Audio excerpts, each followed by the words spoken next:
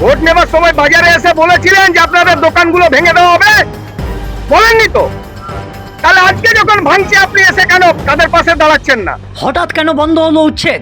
গতকাল মাইকিং, আজকেই বুলডোজার। যেখানে উপস্থিত কংগ্রেস নেতা প্রসেনজিৎ পৈতুণ্ডের বিস্ফোরক বক্তব্য। একদিকে উচ্ছেদ যতটা জরুরি, অন্যদিকে পুনর্বাসনের দাবি একাংশের। একটুও মিস না করে সম্পূর্ণ ভিডিও দেখুন আমাদের চ্যানেলে। গতকাল মন্ত্রী অগ্নিমিত্রা পাল হটন রোড বাজার পরিদর্শন করতে আসেন এবং রাত্রিবেলায় আসানসোল পুর নিগমের পক্ষ থেকে মাইকিং করে জানানো হয় যে সকাল 11টা পর্যন্ত প্রত্যেকটি অবৈধ দখলদারি দোকানপাট সমস্ত খালি করে দেওয়ার জন্য।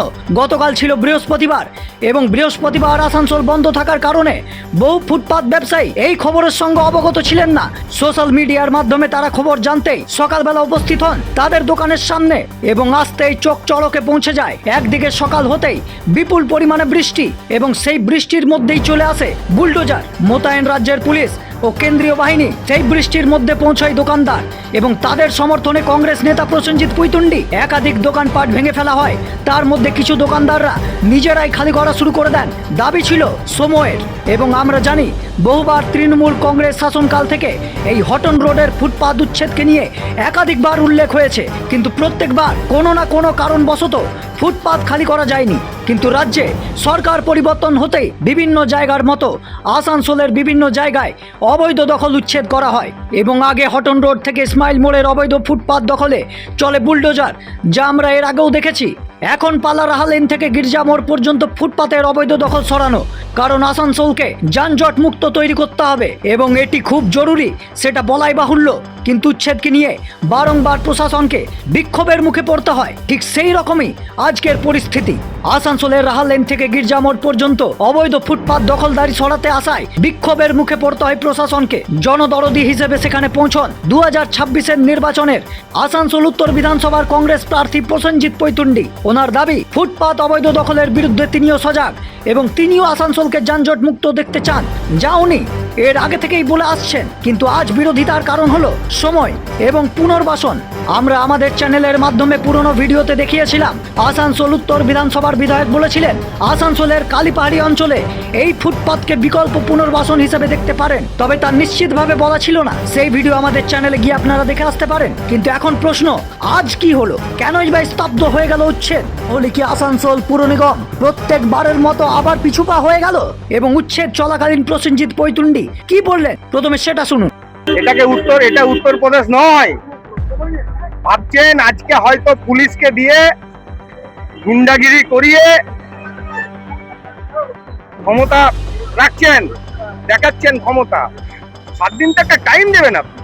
তাহলে আপনার কোথায় গেল আজকে আসানসোলের বিধায়ক? কোথায় গেল আজকে আসানসোলের প্রাক্তন মেয়র? মন্ত্রী মশাইয়ের কালকে মনে হলো, মন্ত্রী মহোদয়ের কালকে মনে হলো আর আজকে উঠিয়ে দিতে হবে। সকাল থেকে এই মাথার উপরে বৃষ্টি, এই বৃষ্টি মাথায় করে কারোর একটা দুর্ঘটনা ঘটে গেলে কত বোবা মানুষ আছে, কত আপাহিজ মানুষ আছে, তাদের প্রতি একটু চিন্তা করতে হবে না? তাদের প্রতি যারা তালি বাজাচ্ছে না এই ভিডিও দেখে আর রাস্তায় দাঁড়িয়ে, তাদের তালি চেয়ে যারা কাঁদছে, যাদের চোখের জল পড়ছে, সেগুলো দেখান বেশি। এই বুলডোজারের ক্ষমতা সুপ্রিম কোর্টের অর্ডার আছে, বুলডোজারের দিয়ে মানুষের এইভাবে ক্ষতি করা চলবে না। আমরা বাধা দেওয়ার নয়, রাস্তা আপনি জ্যাম মুক্ত করুন, আমরা আপনাকে সহযোগিতা করবো। আপনি হটন রোড করেছেন, আমরা বাধা দিইনি। আজকেও কালকে আপনি যা অর্ডার করে গেছেন যে রাস্তার ফ্রন্ট রোটা করবেন, এখন তো দেখছি পুরো ফুটপাত। পিছন থেকে কোনো এক ব্যক্তি সে তার রাজনৈতিক স্বার্থ চরিতার্থ করার জন্য কোনো একটা ব্যানারকে সামনে লাগিয়ে পুঁজিপতিদের, আম্বানি আদানিদের ব্যবসা, মানে আম্বানি আদানি নয়, এখানে আসানসোলে যারা আম্বানি আদানি তাদের ব্যবসাগুলোকে বাঁচাবার জন্য গরিব মানুষের উপরে বললে যাচ্ছে। এখন আপনাদের দাবি পুনর্বাসন।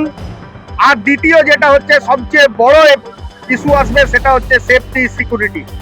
এমনিতেই চারিদিকে ছিনতাই বেড়েছে, মা বোনেদের উপরে রাস্তায় পথ চলা দুঃসাধ্য হয়ে যায় উঠছে দিন প্রতিদিন। 2 মাসে 10 থেকে 11টা ধর্ষণ হয়েছে এই রাজ্যে।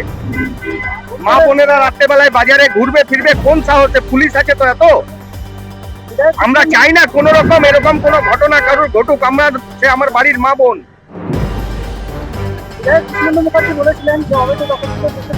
আমি অবৈধ দখল রাখার পক্ষে নই। আবারও বলছি, আপনারা ভুল বার্তা দেবেন না। আমার বক্তব্য হচ্ছে একটা নির্দিষ্ট টাইম তো দিতে হবে।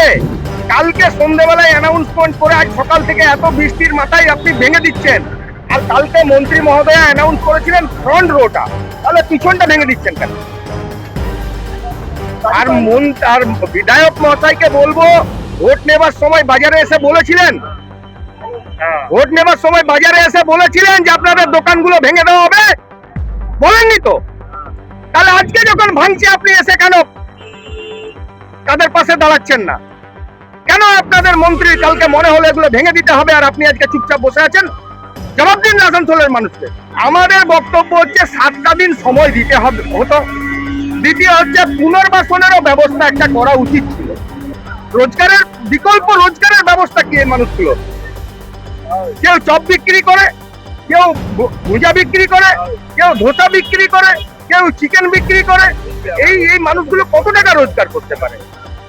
আর ওইদিকে যারা ফুটপাতের মার্কেটের যে অবস্থা, ভারতবর্ষের বর্তমান যে অর্থনৈতিক অবস্থা, এই অবস্থাতে তো ওদের ডেলি দোকানের ভাড়াটা ওঠে না। আমরা মানছি না, তবে আমরা রাস্তায় নেমে এখন বিরোধিতাও করছি না। আমরা নির্দিষ্ট জায়গায় এর নির্দিষ্ট প্রতিবাদ এবং এদের জন্য যে পুনর্বাসনের ব্যবস্থা করা, এদেরকে অন্য জায়গায় বসার ব্যবস্থা করার দাবি নিয়ে আমরা সূত্রের মারফত জানা গিয়েছে, কর্পোরেশন থেকে নির্দেশ আসার পর এই উচ্ছেদকে স্থগিত করে রাখা হয়েছে। তবে এরপর কবে যে চলবে বুলডোজার সেটা এখনো নিশ্চিত নয়। পুনর্বাসনের দাবি কতটা যুক্তিকর বা অবৈধ দখলদারির উপর পুনর্বাসন দেওয়া যায় কিনা শাসক দলের পক্ষ থেকে বা পুর নিগমের পক্ষ থেকে আনুষ্ঠানিকভাবে কোনো প্রতিক্রিয়া আসেনি। আসানসোল যানজট মুক্ত হোক, এটা সকলে চায়, কিন্তু সেটা রূপরেখা তৈরি করা প্রয়োজন। সেটা কংগ্রেস নেতার বক্তব্য থেকে উঠে এসেছে। এখন দেখার বিষয়, প্রত্যেকবারের মতো এইবারও কি ফুটপাত উচ্ছেদ হবে না, নাকি পরবর্তীকালে বুলডোজারই একমাত্র ভরসা হয়ে উঠবে আসানসোলকে যানজট মুক্ত করতে? আপনাদের কি মতামত অবশ্যই কমেন্টের মাধ্যমে জানাতে ভুলবেন না। ব্যুরো রিপোর্ট, টাইমস নাও, আসানসোল।